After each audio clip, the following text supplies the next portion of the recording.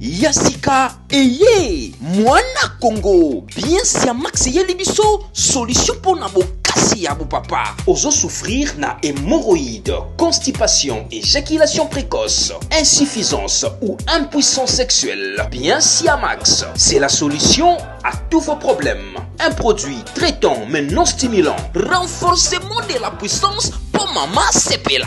Un produit 100% naturel conçu à la base des plantes en provenance de l'Indonésie. Pour tout commande en ligne, appelez-nous au plus 243 82 68 75 925 plus 243 99 86 56 401. Bien Siamax, la solution à tous nos problèmes. Alors, passez vos commandes. Tous les super analystes télévision, je vois quand même les serviteurs, les moyens de la presse congolaise. Nous, la carte de platine a dit sur le monde, nous avons la balabala et le décryptage. L'actualité politique, nous avons toujours pour le Canada, République démocratique du Congo, nous avons l'air grave, le Togo, Tamasolo, autour, nous avons le Canada, il y a République démocratique du Congo, minimi, côté, il y a Est, il y a Mbo Canada, le Tabac. Massolé, les rencontres, les 9 hours, président de la République, il y a AFC, il y a connaît Nang, pas de Koutana, Qatar, inscrit, Fati, Arokende, Do Arokende, Tito, Tamasolo, Mboka, Walikali, ils sont contrôlés par Banane. Bukavu, ils sont contrôlés par Banane. Goma, ils sont contrôlés par Banane. Guerre Est, les aéros, les Mieto, ils sont toujours pour continuer. Ça va pour le politique. Au Tourobé, tu as mon amboka, l'air est grave pour l'entendre. Pas où, au pays, ça, mon amboka, Bote. Bote, son excellence, monsieur le journaliste, l'homme que je respecte beaucoup. Le Baban de Gobolanda. Le Congomani n'a pas suivi nos Bote belé. Et il y a de l'apaisement. Politique est zélène, mais l'air est grave. Complot international. Mais le président Félix a aussi démantelé le complot international. Apaisez-vous. C'est pourquoi je vous dis ceci. Papa Nanda avant qu'il soit 0 heure, beaucoup de foufou. Bano bazalaka pressé pour na kolia foufou pour bayoki nzala. Balia foufou pa ya ba voisin ba kota ka kindoki. Mais biso to pressé que total la mokozi mboka. L'homme qui sait tout ce qui se passe. Il y a la part de responsabilité, il y a le peuple congolais. Il y a aussi la part de responsabilité de son excellence, monsieur le président de la République. Il y a un moment qui a payé la jeunesse congolaise 80%. Il y a un moment qui a 20%. Si vous avez un Congolais, vous avez 80%. Na ye muto tikali na 20%. Ce qui est chèque au monde. Mais le président Félix avait dit ceci. Je ne baisserai jamais le bras. Je vais bousculer la nature. Parce que la nature est l'ingate kolobabola il y a peuple congolais. Mais na kolembate, je dois me démener jusqu'à dernière énergie pour na bousculer la nature. Et il y a de l'apaisement. Politique est zélène. Ok, politique est zélène. On a une situation à Est, on a la mission. Comme nous avons fait des autres. La Congomani, na koye bisebino bisika boza. Et na kobandate ko décortiquer eloko sans que na pesa ba Congomani au bazana Est. Mbotete et naza ko bisebino courage. Le problème est que malédiction, permettez-moi de vous dire. On a vu que Mayele ya Congo, la communauté bisengi. Mayele ya Congo, un effort qui est dans l'histoire. Aujourd'hui, ce qui se passe à l'Est de la République démocratique du Congo, on a préparé ça auparavant. Avec un certain conseiller à Mobutu, Barthélemy Bisengimani. Barthélemy Bisengimani a longo na étape ya conseiller à Mobutu, Barthélemy Bisengimani a comme directeur du cabinet ya Mobutu. C'est le seul directeur du cabinet, c'est 8 ans. Et Barthélemy Bisengimani a sali intérim. Il y a premier ministre pendant 3 ans. Et c'est là où Barthélemy Bisengimani a eu la chance. Il y a ça la concurrence, il y a beaucoup de ça. Ceux qui ont été à Goma, majorité, il y a bateau bazan à Goma, ce ne sont pas des vrais Congolais. Baza ba Rwanda, parce que les seules frontières fréquentées à Goma et Zakitsei. C'est les frontières, il y a un pays africain où il y a le plus fréquenté, et ça qui sait. Pourquoi 4000 Rwandais et Bazo Kota na Goma et 400 Congolais, 250 Congolais. Bakay Rwanda, Bakay Kosoma, Babite Kutekuna Bani. Mais sur 4000 personnes, au Baketina, 4000 Rwandais, au Bakotina Congo. Il y a un Bakosonga Nyos. Il y a un Manaki Soki au Komina Goma. bandumba baza ba Rwandais bato sécurité oyo basala ka misala kiboy baza ba Rwandais et pourtant Rwanda azana 4 Goma azana 426 églises dont les 226 églises ce sont les églises à Rwandais. C'est là où vous avez remarqué Ngunda abattoir à ça la rébellion de CNDP mais Ngunda abattoir alali na kiseni vers Butari dimanche azongi na Goma aye côté ya ba congolais na Goma après avoir koboma bato. C'est pour vous dire ceci. Si réellement les Goma tracés, le peuple y a Goma, va eu détermination. Il y a aussi ce que Rwanda, parce que ça a 30 ans, va aussi le savoir. Mais tellement qu'ils ont zizani, poto, symbiose, il y a des Congolais. Mais moi, dans Mboka, nous avons besoin de pouvoir, pour le baki, nous tiens tout le monde en Chine, dans l'Est et Mboka. Mais tout le monde, tout le monde en Chine, tout le monde, il y a des bagatelles, Rwanda, les réseaux, va salir 30 ans. Si nous pouvoir toujours pour continuer. Pour le paradis,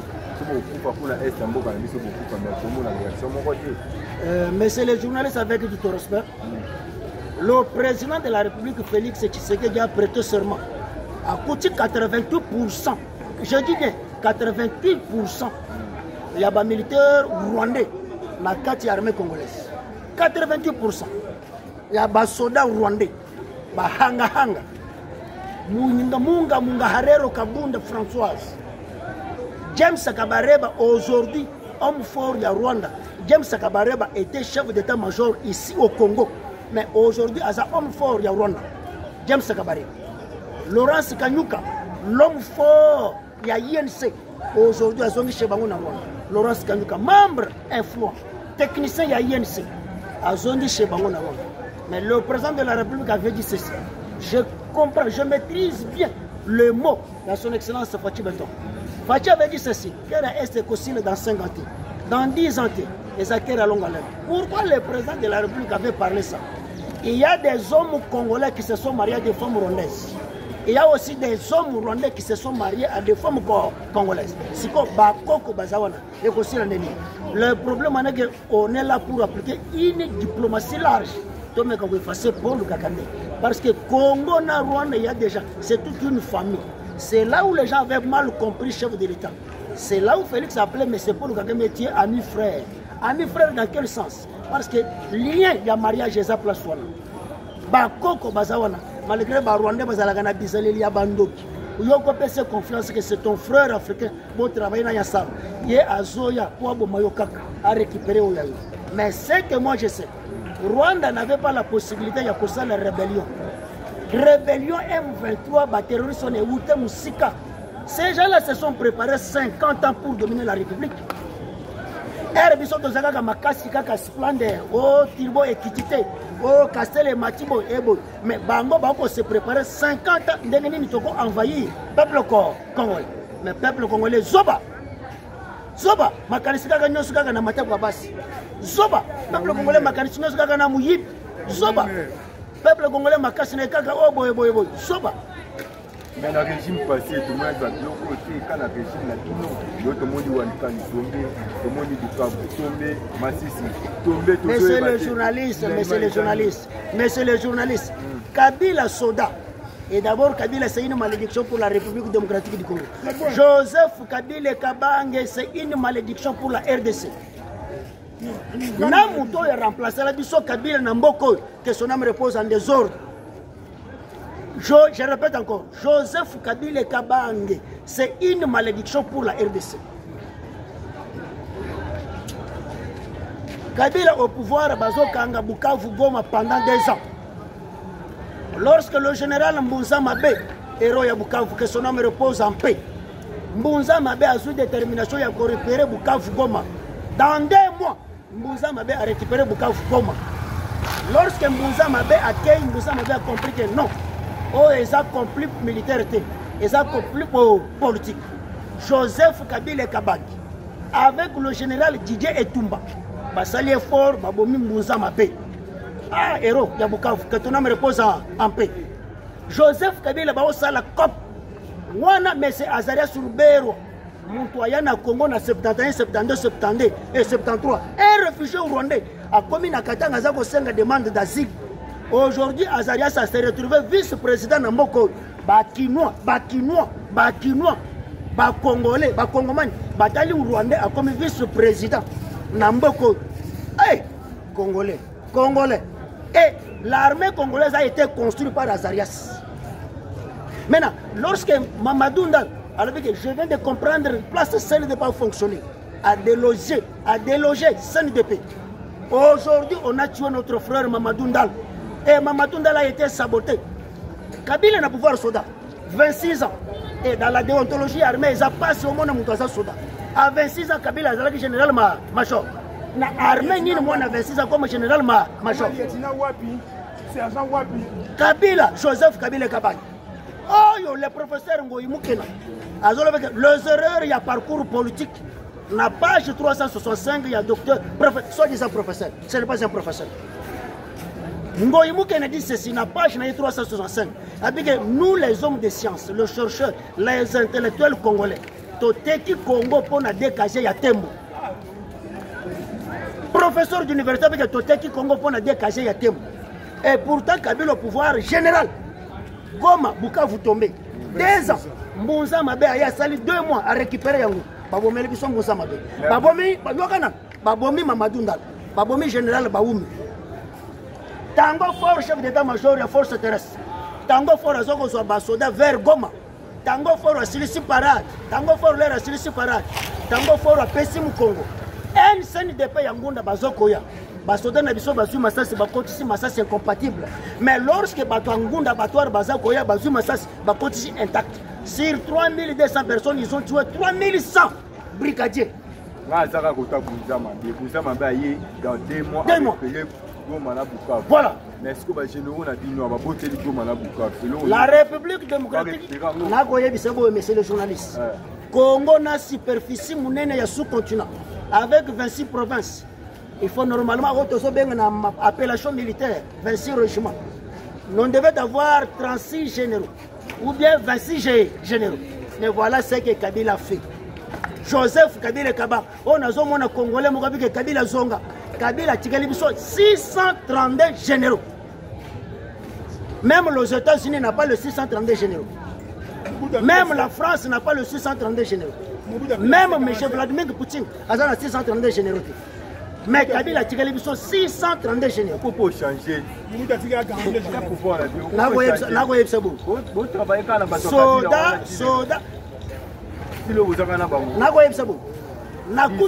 Nakuti Mouto a prêté serment sous le drapeau. Je m'engage de servir la République. Je m'engage de mourir pour la patrie. Prenons par exemple André Kotazo. Eza eloko Kabila yomoko préméditaka. Et là eloko Kabila yomoko prépara.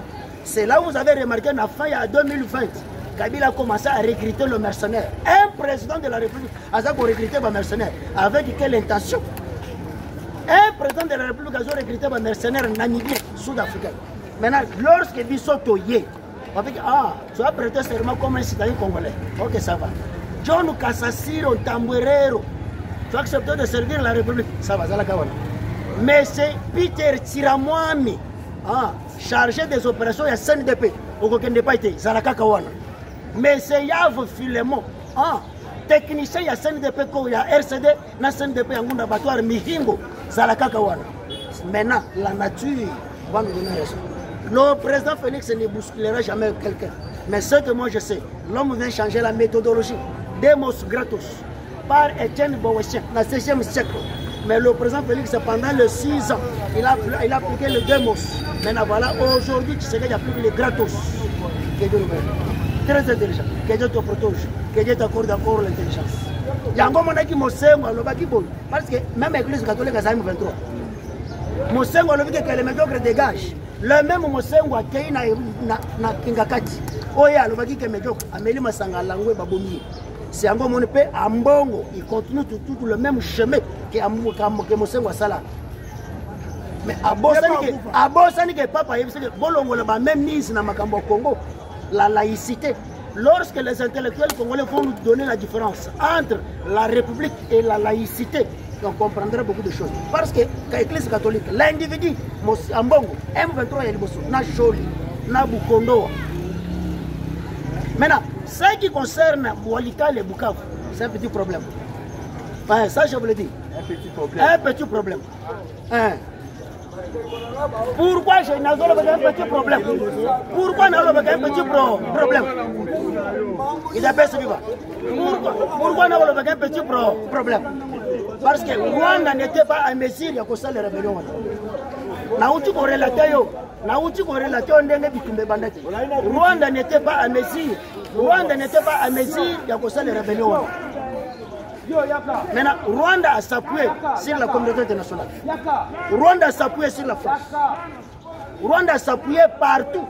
Mais Rwanda a coquité. Imaginez-vous que Kabila, Laurent Désiré Kabila, c'est le rébellion il y a 8 mois. À Kangi Congo mobile. Mais aujourd'hui, tu sais que d'autres pouvoirs, 6 ans. Tu sais qu'il y a Bundina France.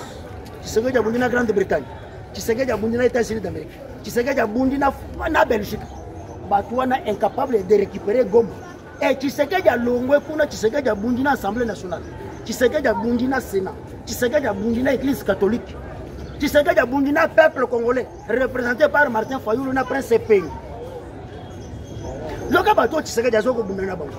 Azoko Bundana Mundele, Azoko Bundana Bato, Naba institution, voire même l'église. Ezoko Bundisa, à cause de Bundisa Chelix. A Sali Mabeni. Et Ambongo est allé plus loin pour dire que le mal n'est pas Félix. Mais le mal, le mal n'est pas Félix. Soit Félix a Salini. Parce que Kabila était ici pendant plusieurs années. L'église catholique était. Mais aujourd'hui, c'est une église au milieu du village. C'est pourquoi je vous dis ceci. Ce qui concerne l'Est, Walikali, Minova Centre, Mbitambata, Ngungu, Tchengo, Tchengerero, Ali Bongo, Beni, Minova, Enani, Minembwe, Ngungu, Bash, Boulem et Lokomogoyate. Le président Félix est calme. C'est là où vous avez remarqué.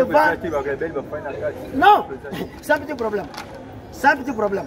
C'est un petit problème. Le même c'était que M23 n'a Paul Kagame Bamataki. Na John Kasasiro, Laurence Kanyuka, Hanga, Tambwerero, Nyamugaragi et Murega. Le même c'était là. C'est le même c'était qui s'appelle Tomati. C'est pourquoi je vous dis qu'il n'y a rien de spécial. Et le président Félix a eu 6 batailles. Comme Félix a eu 6 batailles. Imaginez que toi tu es mon grand frère au balai Linga Mwasi. Nana kanisi ke Mwasi na waza Mwasi nanga. Mais so kande azalaka na mari de nous. Mais Congo azalaki na président ya nuit. Président ya Boutou. La nuit, la journée Kabila prend d'autres décisions. La nuit Paul Kagame a eu son décision. Aujourd'hui, comment? Mais c'est Mwanga Chouch. Bazo benga roi ya Sud Kivu. A commencé Sud Kivu, Rumanga, Kiwanja, tout, Bakare Vigné stratégique, a commencé au royaume Naï. Et Mwanga Chouch, sujet rwandais, a connommé administrateur territorial. Et j'en profite pour dire encore à M. Jacquemin Chaban, l'ancien secrétaire de l'UDPS. Aujourd'hui, ministre de l'Intérieur. L'UDPS a combien d'administrateurs territorial? Comment on va conserver notre pouvoir? Tandis que l'administration territoriale est athée. Mais c'est Jacquemin Chaban, l'ancien secrétaire de l'UDPS. Mais en bref, il ne faut pas oublier jeudi ça. Il ne faut pas oublier jeudi ça. Et Belé va combattre Bakoufa. Et Belé va combattre. Ah, Serge Loukoussa, que ton âme repose en paix. Que ton âme repose en paix, Serge Loukoussa. Que ton âme repose en paix, Serge Loukoussa. C'est pourquoi, la voyez que ça va Congo. Tolinga Congo. Ceux qui Tolingi Congo, on va souffrir. Mais c'est le journaliste. C'est grave. Complot international. Mais moi, la boucle à tout ça, on a dit, ah, vous nous voyez qui on a pas M23, on a mon continent. Tout le monde a dit, nous, on a Paul Kagame na Kata. Mais tout le monde a dit, on est là. On est là, on est là. On est pas la zone a des normes de politique internationale. La relation internationale, on ne peut pas négocier avec un terroriste. Maintenant, ce n'est pas Nanga qui a construit l'AFC. Nanga Zamona Bitinda. Mais je vais te dire ceci. Et là, que Bouchakate Zakanda Kondenga Bessiba Tongibo. Même 50 ans au Gogo Tango Zagaga, boy. Mais politique est changeable. Politique est bascule. Je répète encore. Na lobby boy. Tata moi sinanga toyo kanaki ngana tata moi si poto solo latina li na liwo Mais pour que bana base la stabilité na vie, il faut na solo na tata moi. Est-ce que je peux accepter de sacrifier toute une génération ya bana pour ngana tata moi c'est tout ce qu'on a raté? Non, c'est ça la politique. Le Tshisekedi en parlant, c'est ça que ce n'est pas Paul Kagame. Et le président nous avait dit ceci. Je vais chercher les terroristes M23 jusqu'au-delà de l'océan. Donc c'est que Tshisekedi a monaki Paul Kagame, a monaki Museveni, a monaki Ruto William, a monaki président d'Ishmi à Burundi. Tshisekedi avait vu toute une communauté internationale. Mais c'est comme toute une communauté internationale, Tshisekedi a convaincre Bango. Mundela lingaka sonité. C'est là où Mundela a convaincre. Mbala liboso na mona président atangate a combien de pouvoir partout. Tous les diplomates du monde entier bako défiler devant quelqu'un qui n'a pas étudié. Bako défiler. C'est là où le président veut regarder M. Paul Kagame na Doha. Tu as tué plus de 22 millions de morts, il y a peuple Congo. Mais jusqu'à présent, on a des pays développés. Pourquoi? Et pourtant, Fachi Beto qui n'a pas étudié a amené une politique de NEPAD, nouvel partenariat pour le développement de l'Afrique.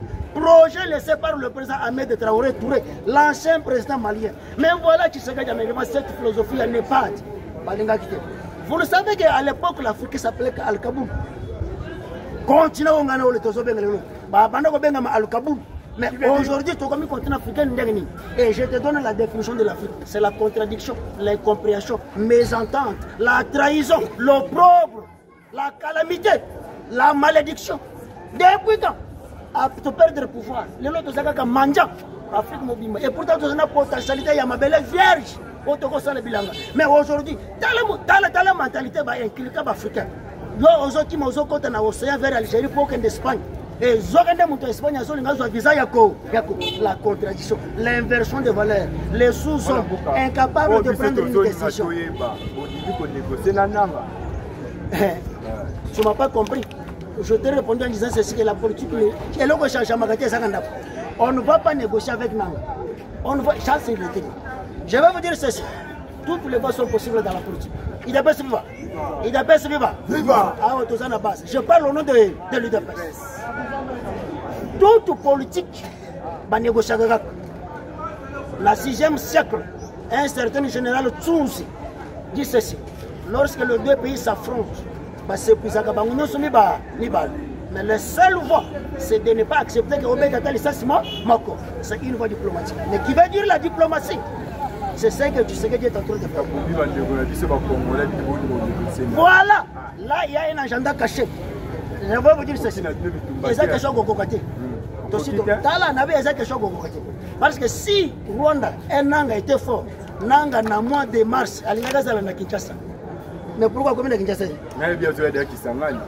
Kisangani wapi? Kisangani wapi? Tobangite. Bango moko. Olanda qui propose à monsieur envoyé spécial à Donald Trump. Ce qui m'a servi Boulos, n'est-ce pas? Il a dit quoi? Notre problème, c'était Kagate Tshisekedi a fait ce accord sur les minéraux stratégiques.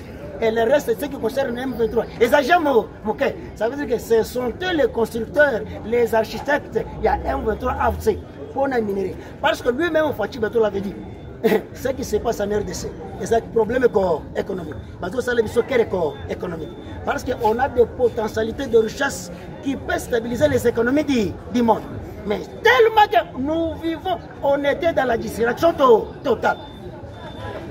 C'est là où vous avez un certain, mais c'est deux premiers ministres. Aboyaka Loso, c'est mou le côté de Kinshasa. Mais Alingika Kakaifota, Villa, Nabana Mike, Bakomi comme la bombe, Nabana Mike, tout le monde na Rokadinga. Voilà ce qui s'agit. Parce que Kabila voulait faire de la RCDC. Pharaon de Kabila voulait faire de la RDC, il y a le pharaon d'Égypte. C'est là où vous avez Kabila avait pris toute l'économie à Congo, Namaboko na. Ok, moi, Namboka, tout est petit à fait pour l'université. Tout le monde rencontre au bout de la bonne.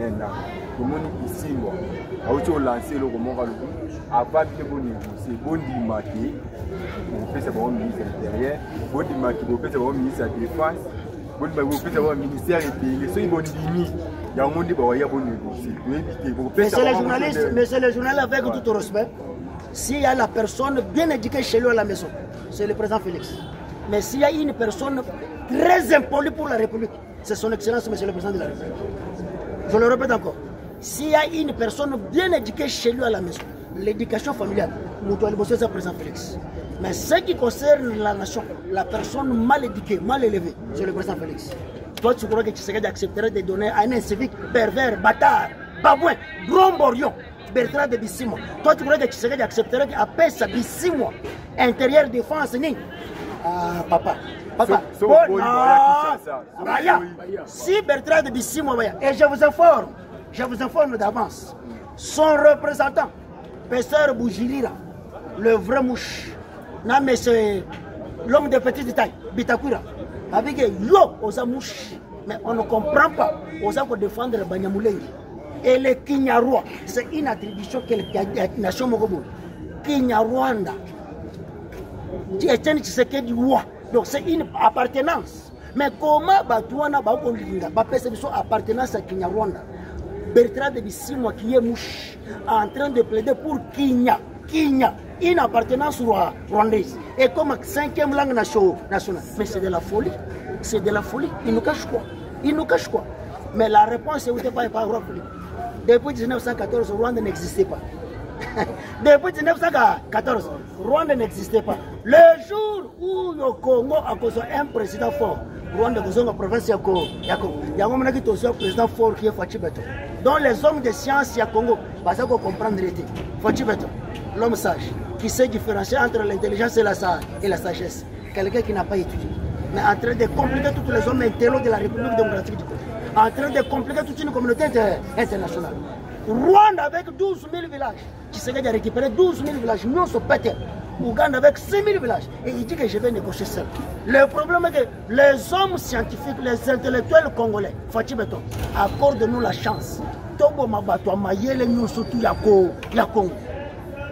Oh, il y a un diplôme, il y a graduat, licence, des thèses à doctorat, 25 licences, il y a boulé. Oh, il y a un professeur ordinaire, oh, master, doctorat, na grec, na tobo mabango, basaban tchor.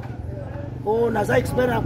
Comment se fait-il que Moutounette Daniel Moukoko Sam, un expert en macroéconomique, incapable de récolter les missions Onatra? Aujourd'hui, tu peux ministère de l'économie nationale, zéro. Et il s'est dit que je suis expert en master et comptabilité Cisco-Cycrisal, analytique de brouhaha. Fachi, depuis que tu es au pouvoir, tu n'as jamais affiché une figeage phlegmatique. Mais je te le dis ceci, le pouvoir n'est pas un club d'amis. On dirige le pouvoir avec l'orgueil. On dirige le pouvoir avec défi. Tika, pas diriger le pouvoir dans défi. Chaque pouvoir qui veut se respecter, il faut bien s'abattre. Dans la Bible, les gens ont place non, Samuel. Zambe, mais Samuel a Kobomanga. Le bon Dieu a permis que le prophète Akosa. C'est-à-dire que le pouvoir nous soit respecté. Il faut Banks. Fachi Banks. C'est les gratos. C'est pas un problème. Comme le président de la République vient de gagner. Je vous dis ceci. Keria est ici. Emplir, à lire, Oya Keria est. Tilelo. Les gens n'ont pas dit. Il va dire quoi? Fachi a déjà compris quelque chose. Tshisekedi avait compris que ce n'est pas Rwanda, c'est toute une communauté internationale. C'est là où le président Félix avait dit ceci.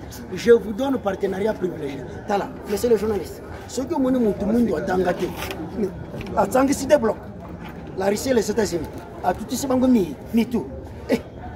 Mais mon a tangaté. Mais comment ça veut dire que tous ces États-Unis n'ont Russie ni tout? Kanatsar Movaskota. Aujourd'hui, Ramzan Karskov dit que Vladimir Poutine, tu fais l'horreur, on va te tuer. Grâce à la République démocratique du Congo. Meldevek, Nasser Gadjenkov, non, tu es censé négocier. Hey, tu sais que tu m'entends. Et tu sais que tu as trouvé 82%. Il y a armée rwandaise, soudanais, avec chargé des opérations, Salim Salem, le petit frère propre de Museveni. Tu sais que tu as trouvé 632 généraux, 7686 officiers supérieurs. Mbala liboso na mona colonel na Congo pantalon c'est Zuluka azoli lipa zelanze zela. Mais son excellence monsieur le président de la République dans la police avec le commissaire général à Longobani. Ne vous aidez pas. C'est faux. Le général à Longobani, la police c'est la performance. C'est pourquoi Israël Kang coup de chapeau. Na yebi ko leki na école Kanyama. Célestin Kanya. Nous les qui nous abattis. Il faut appliquer la démocratie, appliquer la gratos, la performance de la police, l'intelligence, l'enseignement de la police. Mais son excellence, monsieur le président de la République, le patron et la maison militaire et chef de l'État, cet homme-là a l'ignoté. Moutouana a l'ingioté son excellence, monsieur le président de la République. Voilà, monsieur le journaliste, pour comprendre que les politiciens congolais sont des sorciers, le président a sali majoration de salaire à Basoda, n'a pas pour policier. Tala ba politicien congolais. A matière bango mbongo na bigeni, malamu kaka bango baswa. 21 000 $, na 33 000 $. Ba baxeli ba policier na Basoda salaire, Basoda ba politicien baswa boya. Ba komi ko nga tozo nga mona assemblée nationale to yebake mbongo na ebuchwa. Eh! Ba Congomani, commissaire principal de la police. Bon, c'est Moussala. Ok, mon amour, comme la situation, tout le monde va signaler qu'ils sont au non, le bandeau a ce qu'ils ont fait numéro de téléphone. Ba Congomani, Tolinga chef de l'État, Tolinga Congo. Na yebisa ka bino chafa ke Tolinga Congo. Omani Congo, oko tambola na yo ndengo lingi. Mais les gens na poto même ata okoti na toilette. Il faut zalanga na document. Mais na comprendre que ba Congomani. Oza déjà na 52 45 ozolingo kende poto. Okokota ngunda mukoloni pozo document. Place yozo teki sabiso lopango ya famille po kende poto me bato baza mundele azoluka visa ya Congo. Son excellence, le problème est que conscience ya congolais. Conscience ya Congo. C'est pourquoi monsieur le journaliste ngana yo musala na biso tokosala to conscientiser ba peuple congolais. Maintenant son excellence monsieur le président de la République na ko sengo ka keno komoko accorde-nous la chance de décapiter, de tuer tous les hommes intellectuels ya République démocratique du Congo. To tika la kaka na ba ignorant. To tika la na ba ignorant na ba élève parce que un ignorant on l'apprend il devient très intelligent. Lorsque Moutouazan a des thèses à doctorat, mais incapable de résoudre les problèmes scientifiques, elle a plus qu'un terroriste, elle a plus qu'un bon anatomie. C'est l'heure grave. Complot international. Complot international. Comment déjouer complot international? Il faut se faire un imbécile pour tromper les imbéciles. Mais Fouachi n'est pas un imbécile. Mal compris par son peuple, mal compris par le monde entier. Très intelligent de plus que son père. Très intelligent de plus que tous les corps congolais. Les seuls illettrés, où il y a commis si bateau Mayele Bissé, Fachi Bateau. Plus 243, 85 14, 63 644. Plus 243, 85 14, 63 644. Ok, merci beaucoup de la Yassika Eye Mwana Congo bien si a Max Yelibiso solution pour na bokasi ya papa ozo souffrir na hémorroïdes, constipation, éjaculation précoce, insuffisance ou impuissance sexuelle. Bien si a Max, c'est la solution à tous vos problèmes. Un produit traitant mais non stimulant, renforcement de la puissance pour Mama Sepela. Un produit 100% naturel conçu à la base des plantes en provenance de l'Indonésie. Pour tout commande en ligne, appelez-nous au plus 243 82 68 75 925 plus 243 99 86 56 401. Bien Siamax, la solution à tous nos problèmes. Alors, passez vos commandes.